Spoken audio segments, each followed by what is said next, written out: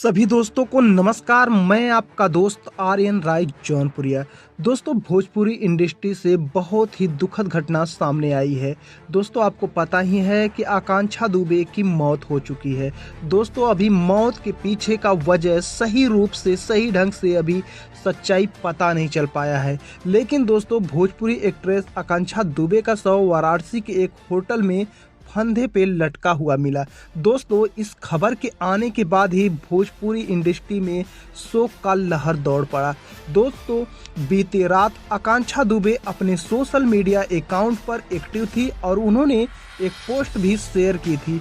दोस्तों, अगर आकांक्षा दुबे की बात करें तो आकांक्षा दुबे 25 साल की थी।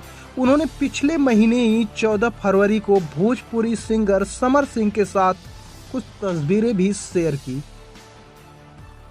अपने रिलेशनशिप को कंफर्म किया था।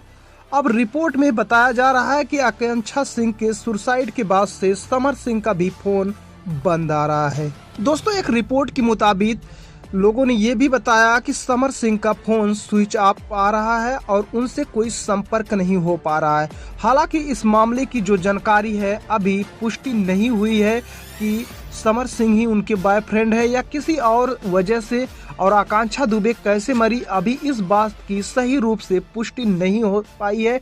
अभी सिर्फ एक अनुमान के मुताबिक लोग ये अफवाह फैला रहे हैं या क्या है। दोस्तों, अभी तक इसकी पूरी जानकारी नहीं है। दोस्तों, जैसे ही कोई नई जानकारी मिलती है तुरंत आपको अपडेट किया जाएगा।